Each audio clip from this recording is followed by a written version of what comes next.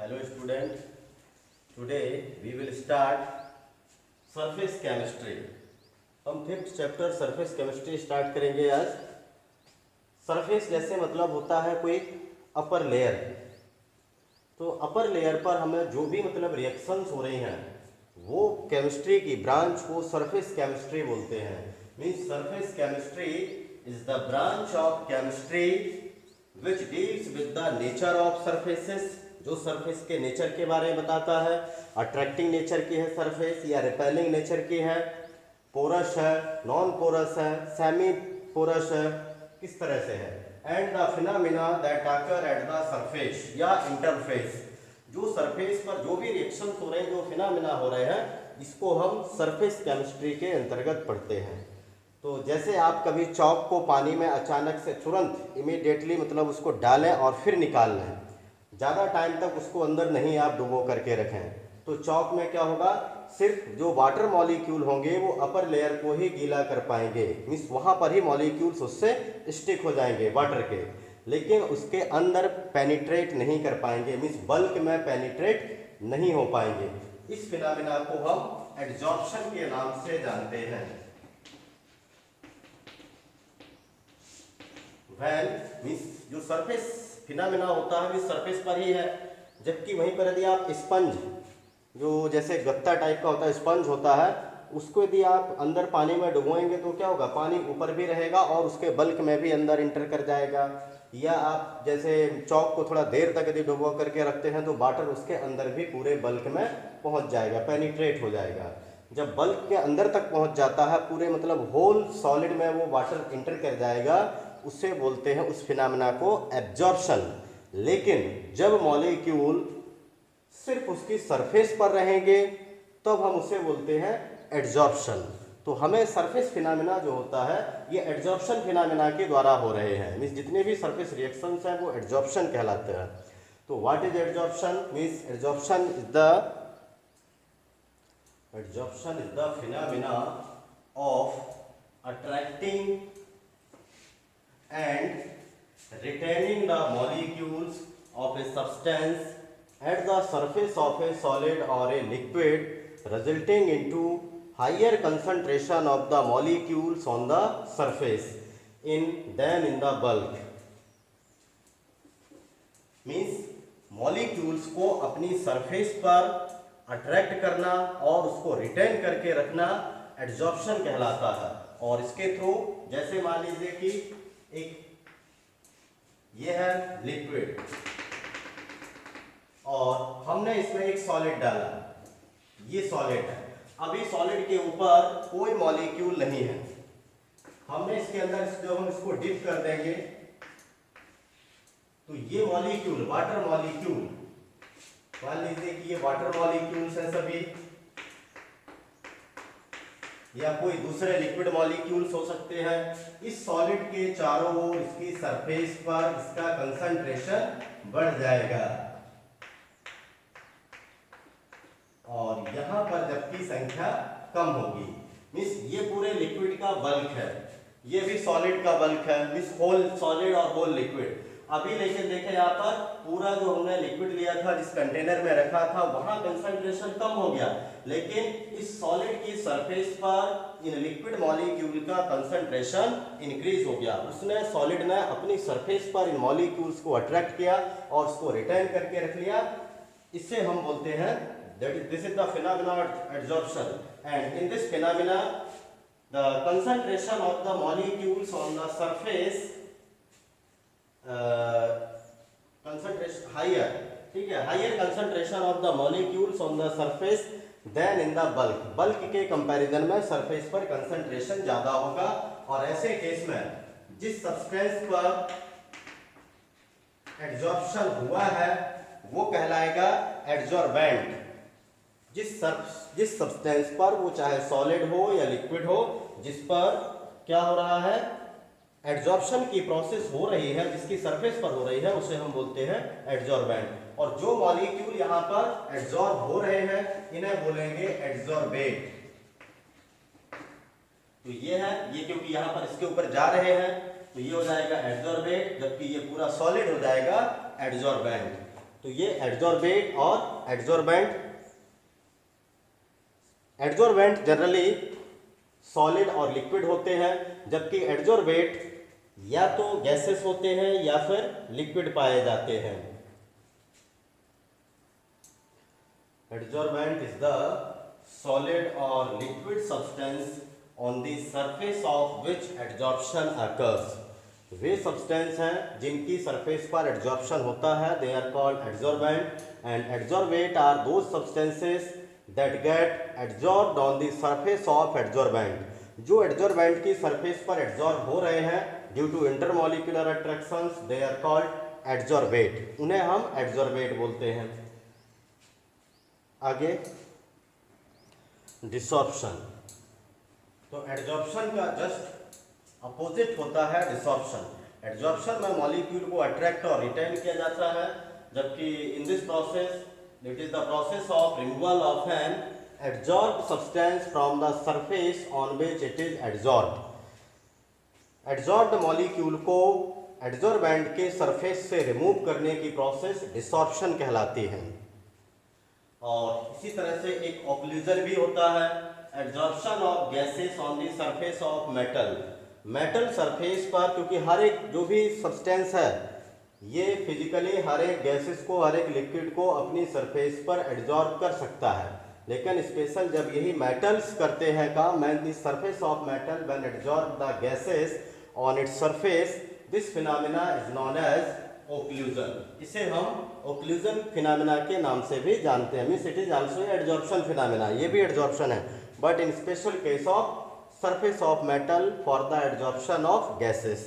Means यहाँ पर metal होगा, मेटल सरफेस होगा एडजॉर्बेंट और गैसेस होंगी एडजॉर्बेट।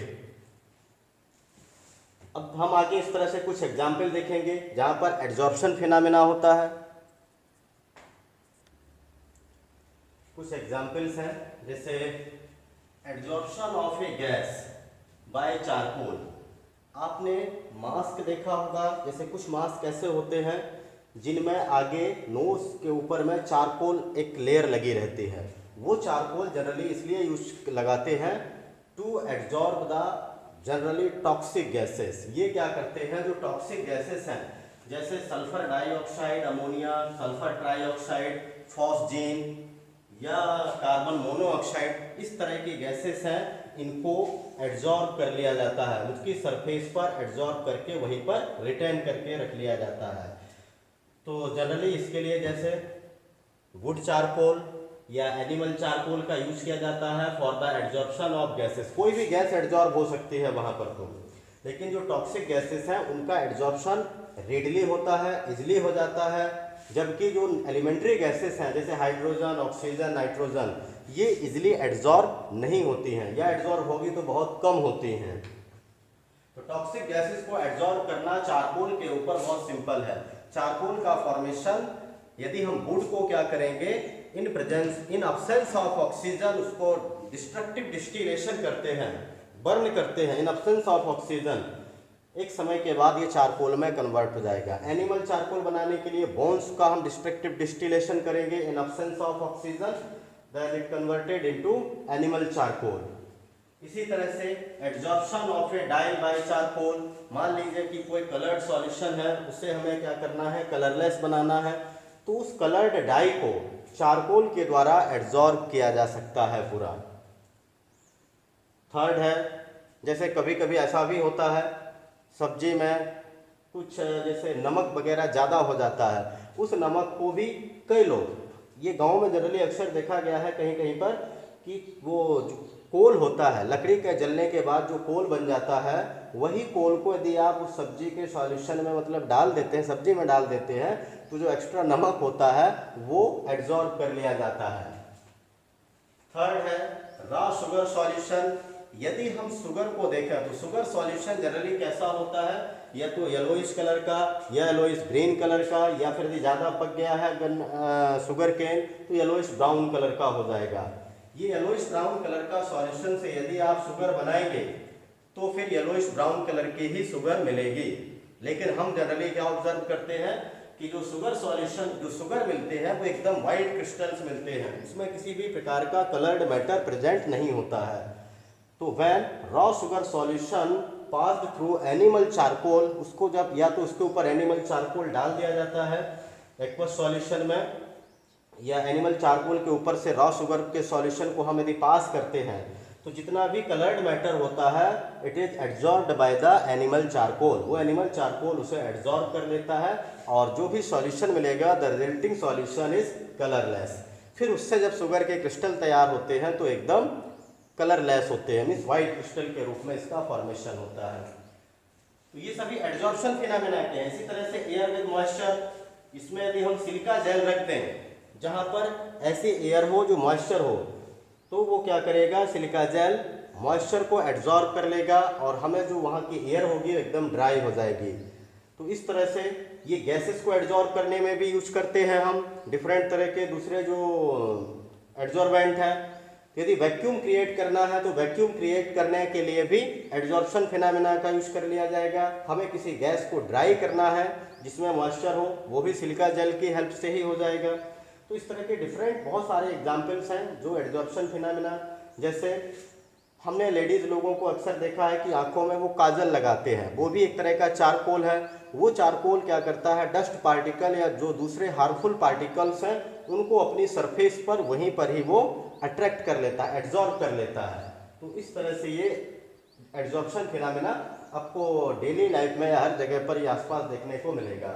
और सिलिका जेल आप सभी ने ये देखा हुआ है, जब भी आप कोई बॉटल खरीदते हैं, बैग खरीदते हैं या कोई मेडिसिन खरीदते हैं तो जो मतलब डिब्बों में आती है जिसको मॉइस्चर से दूर रखना है, वहाँ पर एक छोटा सा पैकेट होता है कागज़ का और उसके अंदर यदि आप जब उसको खोल करके देखेंगे तो वाइट वाइट क्रिस्टल्स मिलेंगे।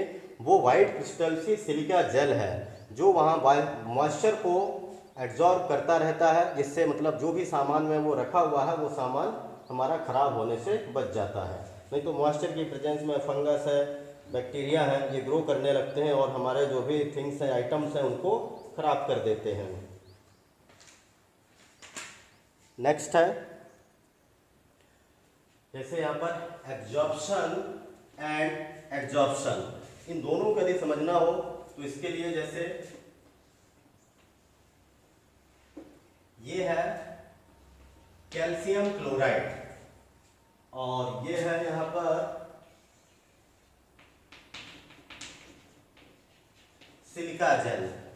इन दोनों को, कैल्शियम क्लोराइड के क्रिस्टल को और silica gel which act as an adsorbent, ये एड्जॉर्बेंट की तरह बिहेव करेंगे दोनों। लेकिन यदि हम दोनों को क्या करते हैं कि वाटर वेपर में रख देते हैं तो वाटर वेपर क्या होगा, ये पूरा इसके अंदर बाहर सभी जगह पर पहुंच जाएंगे। मीन्स इसके बाहर भी और अंदर भी कंसंट्रेशन पूरा सेम रहेगा। मीन्स इनसाइड और outside both the places have same concentration of water. Water का कंसंट्रेशन सेम रहेगा इधर भी और इधर भी। जबकि यही यदि हम सिलिका जेल को वाटर वेपर में या वाटर की प्रेजेंस में रखेंगे तो यहाँ पर मॉलिक्यूल्स की संख्या सिर्फ ज्यादा होगी। इसके अंदर कोई भी मॉलिक्यूल्स ऐसे पेनिट्रेट नहीं होते हैं या होंगे भी तो उनकी संख्या बहुत ही कम होती है। तो यहाँ पर ये मॉलिक्यूल्स का देखिए एड्जॉर्प्शन हो रहा है। तो दोनों के फिगर के द्वारा आप समझ सकते हैं। जैसे एब्जॉर्प्शन में क्या होता है, it is the phenomena in which particles of gas और liquid get uniformly distributed through out the body of the solid. Means अंदर भी और बाहर भी सभी जगह पर यूनिफॉर्मली डिस्ट्रीब्यूटेड है। मीन्स सेम, मीन्स इसका मतलब क्या हुआ कि जो कंसंट्रेशन है, concentration is the same through out the material, so it is a bulk phenomena. इसलिए इसको हम बल्क फिनोमेना के नाम से भी जानते हैं। जबकि हम यदि एड्जॉर्प्शन के साइड में देखें तो adsorption is the phenomena of higher concentration of particles of gas और liquid on the surface than in the bulk of the solid. Solid के यदि आप बल्क में देखें यहाँ पर कंसंट्रेशन कम है जबकि इसकी सरफेस पर कंसंट्रेशन ज्यादा है। इसी तरह से ये जो आपने लिक्विड लिया है यहाँ कंसंट्रेशन कम हो गया है, यहाँ पर कंसंट्रेशन इसकी सरफेस पर ज्यादा पहुंच गया है। तो इसीलिए यहाँ भी आप देखेंगे concentration on the surface of adsorbent is higher than the bulk. Bulk के कंपैरिजन में सरफेस पर एडजॉर्बेंट की सरफेस पर कंसंट्रेशन एडजॉर्प्शन में ज़्यादा है। तो यदि देखा जाए absorption it occurs with uniform rate, occurs with uniform rate, same speed से होगा और एक समय के बाद दिस प्रोसेस इज स्टॉप। मतलब इस ये प्रोसेस जो होती है एब्जॉर्प्शन की प्रोसेस एक निश्चित समय के साथ बंद हो जाती है। जैसे सभी के सभी जगह कंसंट्रेशन सेम हो गया, आगे प्रोसेस स्टॉप हो जाएगी। लेकिन एड्जॉर्प्शन के लिए आप देखेंगे तो एड्जॉर्प्शन में क्या होता है, जैसे ही आप शुरू में डालेंगे सिलिका जेल को वाटर में, तो सिलिका जेल के ऊपर कोई भी एड्जॉर्बेंट नहीं है, उस समय पर प्रोसेस क्या होगी, मतलब जो सरफेस एरिया होगा एड्जॉर्बेंट का वो पूरी तरह से वैकेंट है। एड्जॉर्प्शन पहले रैपिड होगा, मतलब पहले फास्ट होगा और धीरे धीरे डिक्रीज हो जाता है। तो इस तरह से यहाँ पर हो जाएगा। यदि आप इसका एड्जॉर्प्शन देखेंगे तो पहले क्या होगा, इंक्रीज, मतलब पहले ज़्यादा होगा और धीरे धीरे ये प्रोसेस डिक्रीज हो जाती है। लेकिन कभी भी इसकी वैल्यू जीरो नहीं होती है, मीन्स एड्जॉर्प्शन कभी रुकता नहीं है, एड्जॉर्प्शन हमेशा चलता रहता है। मॉलिक्यूल्स एड्जॉर्ब होते रहेंगे और जो पहले से एड्जॉर्ब थे वो धीरे धीरे डिसॉर्ब भी होते रहेंगे, वहाँ से रिमूव होते रहते हैं। तो एड्जॉर्प्शन प्रोसेस रुक जाती है जबकि ये प्रोसेस नहीं रुकती है। और सिलिका मतलब एड्जॉर्प्शन में कंसंट्रेशन दोनों जगह पर डिफरेंट है, सरफेस पर और बल्क में। बल्क चाहे आप एड्जॉर्बेंट का देखें या फिर एड्जॉर्बेट का देखें, दोनों जगह कंसंट्रेशन कम है, लेकिन सरफेस पर कंसंट्रेशन ज़्यादा होता है। तो एक फिनोमेना ये एब्जॉर्प्शन और एड्जॉर्प्शन कभी कभी दोनों एक साथ भी देखने को मिलते हैं। जब दोनों एक साथ होते हैं तब हम उसे सॉर्प्शन बोलते हैं। तो sorption is the phenomena where both absorption and adsorption occur together and are not distinguishable. Means आप उनको आइडेंटिफाई नहीं कर सकते हैं कि अभी एब्जॉर्प्शन हो रहा है adsorption, because both occur simultaneously, दोनों एक साथ होते हैं। जैसे आप चॉक को पानी में डालिए तो क्या होगा, पहले तो एड्जॉर्प्शन होगा क्योंकि सिर्फ इसकी सरफेस पर ही पानी आएगा, धीरे धीरे ये वाटर मॉलिक्यूल अंदर भी पहुंचेंगे। मीन्स लेकिन दोनों लगभग जो है एक साथ स्टार्ट हो जाते हैं, एब्जॉर्प्शन भी एड्जॉर्प्शन भी। तो ये डिस्टिंग्विशेबल नहीं होते हैं। इस तरह जनरली जब भी एब्जॉर्प्शन होता है तो उस एब्जॉर्प्शन में पहले एड्जॉर्प्शन ही होता है। इस तरह से दोनों एक साथ होने को हम सॉर्प्शन बोलते हैं। एड्जॉर्प्शन जो होता है ये पॉजिटिव और नेगेटिव भी होता है। तो एड्जॉर्प्शन पॉजिटिव भी होता है, नेगेटिव भी होता है। पॉजिटिव एड्जॉर्प्शन जो आपने अभी एग्जाम्पल पढ़े हैं वो एक्चुअल पॉजिटिव एड्जॉर्प्शन के हैं। When concentration of adsorbate is more on the surface of adsorbent than in the bulk. Means जब एड्जॉर्बेंट की सरफेस पर कंसंट्रेशन ज़्यादा हो, बल्क में कम हो जाए, उसे हम बोलते हैं पॉजिटिव एड्जॉर्प्शन। और नेगेटिव इसका अपोजिट होता है, इसमें मॉलिक्यूल सरफेस पर नहीं आना चाहते हैं, सरफेस से दूर भागते हैं, रिपेलिंग नेचर का होता है। When concentration of adsorbate is less on the surface of adsorbent relative to its concentration than in the bulk, means जैसे आपने एड्जॉर्बेंट को डाला तो एड्जॉर्बेंट की सरफेस पर वहाँ से मॉलिक्यूल दूर भाग गए एड्जॉर्बेट के, बल्क में ज़्यादा है जबकि उसके सरफेस पर कम आ रहे हैं। इसे नेगेटिव एड्जॉर्प्शन भेजते हैं, वो बोलते हैं। तो जैसे यदि आप कंसंट्रेटेड सॉल्यूशन लें पोटेशियम क्लोराइड का, इस सेकेंड विद ब्लड चारकोल और उसको ब्लड चारकोल के साथ मिक्स कर दें तो वह पॉजिटिव एड्जॉर्प्शन शो करेगा। जैसे है यहाँ पर concentrated solution of KCl plus blood charcoal, ये दोनों शो करते हैं पॉजिटिव एड्जॉर्प्शन। लेकिन यहीं पर यदि हम डाइल्यूट सॉल्यूशन ले लें KCl का और ब्लड चारकोल तो इट शोज नेगेटिव एड्जॉर्प्शन, वहां से फिर दूर भागेंगे। तो ये जैसे dilute KCl solution plus blood charcoal, ये दोनों का जो मिक्सचर आप जब बनाएंगे, इसको ब्लड चारकोल को डाइल्यूट KCl सॉल्यूशन में रखेंगे, तब ये नेगेटिव एड्जॉर्प्शन शो करता है। तो इस तरह से ये पॉजिटिव भी हो सकता है, नेगेटिव भी। इसको यदि आपको और ऑब्जर्व करना है तो कभी जैसे आप ब्रश करते हैं या कभी जैसे पेस्ट, आपका जो टूथपेस्ट होता है वो जब जमीन पर गिर जाता है और यदि उसके आसपास पानी था तो पानी वहाँ से दूर भागने लगता है। मीन्स वो एक तरह से क्या है, नेगेटिव एड्जॉर्प्शन है। पानी उसके पास में नहीं आता है, उसकी सरफेस पर अट्रैक्ट नहीं होता है, वहाँ से दूर जाने लगता है, तो ये नेगेटिव एड्जॉर्प्शन होगा। आगे है types of adsorption. Adsorption 2 types के होते हैं, फिजिकल एंड केमिकल एड्जॉर्प्शन। तो adsorption, types of adsorption next topic है ये दीज आर ऑफ 2 टाइप्स, ये 2 टाइप्स के हैं। फर्स्ट है physical adsorption.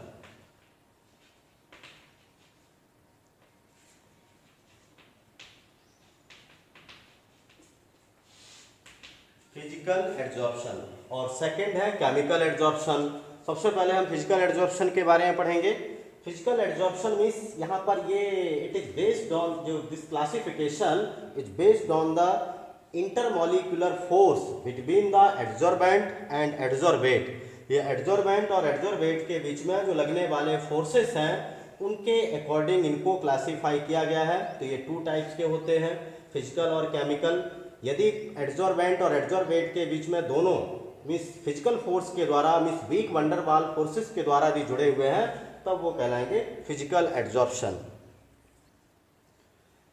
When the particles of adsorbate are held to the surface of adsorbent by the weak physical forces such as van der Waals forces, known as physical adsorption and also called physisorption in short form. Short form में इसको हम फिजिसोसॉर्प्शन भी बोलते हैं।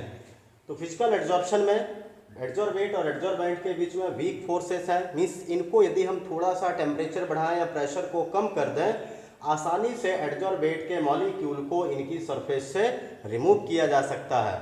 Means there is no chemical reaction between the adsorbate and adsorbent. Means adsorbate और adsorbate के बीच में यहाँ पर किसी भी प्रकार का रिएक्शन नहीं हुआ है। There is a lack of reaction, chemical reaction और केमिकल बॉन्ड, ना तो यहाँ पर कोई किसी तरह का केमिकल बॉन्ड बना है, ना केमिकल रिएक्शन हुई है। फिजिकल एड्जॉर्प्शन में सिर्फ वो फिजिकल फोर्सेस के द्वारा ही जुड़े रहते हैं। आगे हम इसके कैरेक्टरिस्टिक्स देखते हैं। What are the characteristics of physical adsorption. Characteristics of physical adsorption में फर्स्ट देखें, जैसे it has low enthalpy of adsorption of the order 20 to 40 kilojoule only, kilojoule पर मोल। यदि हम 1 मोल गैस को, जनरली गैसेस के केसेस में होता है फिजिकल एड्जॉर्प्शन, तो गैसेस फिजिकली ही एड्जॉर्ब हो जाती हैं पहले, यदि वो किसी सॉलिड के साथ रिएक्शन नहीं करते हैं तो इनका एड्जॉर्प्शन ऑफ इंथैल्पी बहुत लो होता है। मीन्स जब कोई बॉन्ड बनता है, वो चाहे फिजिकल हो या केमिकल हो, amount of energy release during the bond formation और during the adsorption of the adsorbate, तो यहाँ बहुत ही लो एनर्जी रिलीज होती है। लो एनर्जी रिलीज होने का कारण है कि इन दोनों के बीच में जो स्ट्रेंथ ऑफ बॉन्डिंग है ये भी बहुत ही वीक होगा। नेक्स्ट है it occurs at low temperature and decreases with increase of temperature. एक तो ये फिजिकल एड्जॉर्प्शन लो टेम्परेचर पर होगा और जैसे जैसे आप टेम्परेचर को बढ़ाएंगे rate of adsorption decreases, means वहाँ पर डिक्रीज होता जाएगा, फिर एड्जॉर्प्शन होना बंद हो जाता है। नेक्स्ट है it is reversible in nature. Reversible है मीन्स एड्जॉर्प्शन से इन्होंने एड्जॉर्बेट और एड्जॉर्बेट दोनों, एड्जॉर्बेंट और एड्जॉर्बेट दोनों कंबाइन हो जाते हैं। थोड़ा सा आपने उसको डिसॉर्प्शन की तरफ लाए तो एड्जॉर्बेट और एड्जॉर्बेंट दोनों अलग अलग हो जाएंगे, तो ये रिवर्सिबल नेचर का भी होता है। नेक्स्ट है लैक ऑफ स्पेसिफिसिटी। जनरली क्या होता है कि जो कैटालिटिक रिएक्शंस होती हैं they are specific in nature. Particular catalyst particular gases को ही रिएक्ट कराता है, पर्टिकुलर रिएक्टेंट पर ही एक्ट करता है, लेकिन इसमें ऐसा कुछ भी नहीं है। All gases are adsorbed on the surface of solid to some extent. कुछ एक्सटेंट तक तो सभी सॉलिड के ऊपर कोई भी गैस एड्जॉर्ब हो सकती है। ऐसा नहीं है कि आयरन है तो सिर्फ नाइट्रोजन को ही एड्जॉर्ब करेगा, या मैग्नीज है तो वह कार्बन मोनोऑक्साइड को ही एड्जॉर्ब करेगा, ऐसा कुछ भी नहीं है। फिजिकली यदि देखा जाए तो physically all gases adsorbed on the surface of adsorbent to some extent. Next है no appreciable activation energy is needed. इस तरह के फिजिकल एड्जॉर्प्शन के लिए हमें रिएक्टेंट को मीन्स एड्जॉर्बेट को किसी भी प्रकार की एक्टिवेशन एनर्जी देने की जरूरत नहीं है। नेक्स्ट है state of adsorbate is same as in the bulk. यहाँ पर जैसे मान लीजिए कि कोई गैस यदि एलिमेंट्री स्टेट में है तो वह एड्जॉर्प्शन के बाद भी, यदि वह फिजिकल एड्जॉर्प्शन के बाद भी वह एलिमेंट्री फॉर्म में ही रहता है। मीन्स एड्जॉर्बेट का जो आप सरफेस के ऊपर देखेंगे एड्जॉर्बेंट के, वही सेम बल्क में भी होगा। मीन्स जैसे हाइड्रोजन गैस है, यदि वो एड्जॉर्ब होती है तो सरफेस के ऊपर भी H2 मॉलिक्यूलर फॉर्म में रहेगी और बल्क में भी वह H2 मॉलिक्यूलर फॉर्म में ही होती है। नेक्स्ट है it forms multi molecular layers. जैसे मान लीजिए कि ये एड्जॉर्बेंट है, अब यहां पर क्या होगा कि एक लेयर का फॉर्मेशन हो गया। सभी रिएक्टिव जो साइट थे, active site of adsorbent occupied by the first layer particles of adsorbate, but in case of physical adsorption another layer भी इसके ऊपर इसका फॉर्मेशन हो सकता है, थर्ड लेयर का भी ऐसे फॉर्मेशन, ये भी यहाँ पर फिजिकल एड्जॉर्प्शन कर सकते हैं। तो ये मल्टी मॉलिक्यूलर लेयर का फॉर्मेशन यहाँ पर होता है। नेक्स्ट है it increases with increase in surface area. जैसे जैसे सरफेस एरिया बढ़ता जाएगा rate of physical adsorption increases, rate of physical adsorption भी इंक्रीज होती जाती है। नेक्स्ट है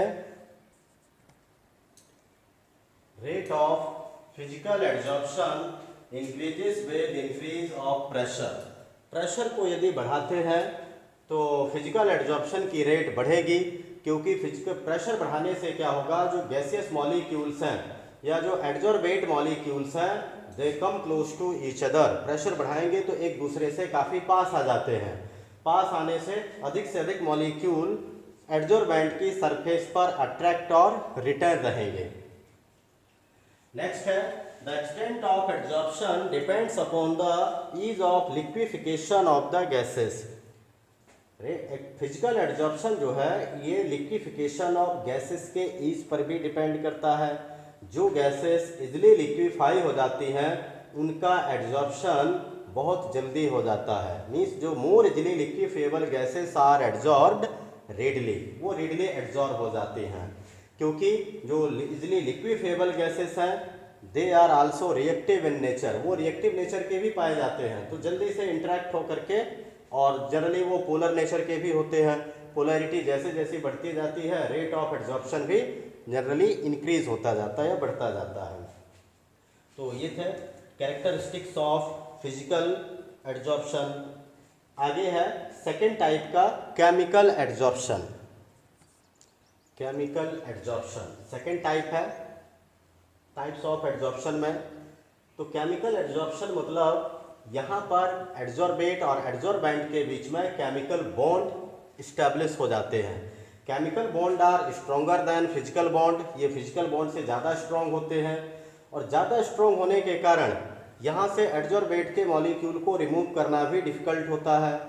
मिस और यहाँ पर यह भी है कि जो एड्जॉर्बेट जब एड्जॉर्बेंट के साथ रिएक्शन कर लेगा, रिएक्शन करने से उसका अपना खुद का जो नेचर है वो चेंज कर देता है। मीन्स यदि कोई गैस मॉलिक्यूलर फॉर्म में थी तो वो हो सकता है कि एटॉमिक फॉर्म में कन्वर्ट हो जाए, या फिर दूसरे एलिमेंट के साथ, दूसरे रिएक्टेंट के साथ रिएक्शन करके एक नया कंपाउंड का फॉर्मेशन कर लें, तो यहाँ पर उसका जो स्टेट होगा वो चेंज हो जाता है। तो chemical adsorption is the adsorption when the molecules of the adsorbate are held to the surface of the adsorbent by the chemical forces or chemical bonds. It is also called chemisorption in short form. short form में इसे हम chemisorption के नाम से भी जानते हैं। Strong bond बनेगा तो अमाउंट ऑफ एनर्जी भी ज़्यादा यहाँ से रिलीज होगी। तो आगे देखते हैं what are the characteristics of chemical adsorption. तो इसके कैरेक्टरिस्टिक्स जैसे फर्स्ट है high enthalpy of adsorption of the order of 80 to 240 kilo joule per mole. 80 से 240 किलो जूल पर मोल तक की एनर्जी यहाँ पर रिलीज होती है ड्यूरिंग द केमिकल एड्जॉर्प्शन, क्योंकि यहाँ पर बॉन्ड स्ट्रांग होता है। बॉन्ड जितना एनर्जी ज़्यादा रिलीज होती जाएगी बॉन्ड उतना और भी स्ट्रॉन्गर होता जाएगा। नेक्स्ट है it occurs at high temperature, ये भी थोड़ा हाई टेम्परेचर पर होता है। लो टेम्परेचर पर केमिकल एड्जॉर्प्शन पॉसिबल नहीं होता है। क्यों नहीं होता है? क्योंकि लो टेम्परेचर पर जो एड्जॉर्बेट मॉलिक्यूल हैं वो मॉलिक्यूल फॉर्म में ही रहते हैं, वो एटॉमिक फॉर्म में डिसोसिएट नहीं हो पाते हैं। Therefore it occurs at high temperature and increases with increase of temperature. ये पहले तो इंक्रीज होता है अप टू सर्टेन लिमिट, एक निश्चित टेम्परेचर तक हम बढ़ाते जाएंगे तो rate of chemical adsorption increases, but after मतलब a certain limit it decreases on further rise of temperature.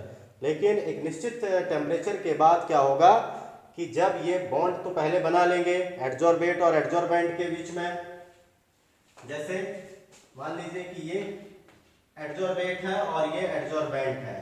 Low temperature पर ये मॉलिक्यूलर फॉर्म में थे, इनके बीच में बॉन्ड बना हुआ था तो ये डिसोसिएट नहीं हुए और बॉन्ड नहीं बना पाए।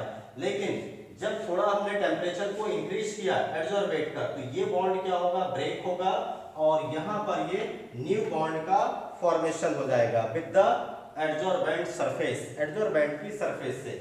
लेकिन एक निश्चित टेम्परेचर के बाद ये बॉन्ड भी क्या हो जाएंगे, ज्यादा टेम्परेचर बढ़ाएंगे तो ये बॉन्ड भी जो बीच में बने हुए हैं वो भी ब्रेक हो जाएंगे और ब्रेक होने के बाद ये फिर रेट ऑफ एड्जॉर्प्शन डिक्रीज हो जाएगा। नेक्स्ट है it is highly specific in nature. ये हाईली स्पेसिफिक है, मीन्स एक पर्टिकुलर एड्जॉर्बेंट पर्टिकुलर एड्जॉर्बेट को ही अपने सरफेस पर उसके साथ केमिकली एड्जॉर्ब हो सकता है, मीन्स सभी के सभी एड्जॉर्ब नहीं हो सकते हैं। जैसे जब हमको अमोनिया का फॉर्मेशन करना होता है तो आयरन की सरफेस पर नाइट्रोजन और हाइड्रोजन ये दोनों ही रिएक्शन करते हैं, और तो यदि हमने वहाँ पर आयरन की जगह पर हम सोचे कि गोल्ड रख लें, प्लेटिनम रख लें, तब वही रिएक्शन जो है इतनी स्पेसिफिक नहीं होगी, मीन्स वो फिजिकली एड्जॉर्ब हो सकते हैं, उसके साथ रिएक्शन नहीं दे सकते हैं। जैसे एंजाइम होते हैं, enzyme are highly specific in nature. Enzyme particular हमारे जो बायोमॉलिक्यूल्स हैं उन्हीं पर ही एक्ट करते हैं, सभी एंजाइम्स हर एक बायोमॉलिक्यूल पर एक्टिंग नहीं करते हैं। नेक्स्ट है high activation energy is needed some time. कभी कभी यहाँ पर जो है एक्टिवेशन एनर्जी की जरूरत पड़ सकती है, एड्जॉर्बेट को एक्टिवेट करना पड़ सकता है या एड्जॉर्बेंट को एक्टिवेट करना पड़ सकता है to make the chemical bond between them, उनके बीच में केमिकल बॉन्ड सेटअप करने के लिए।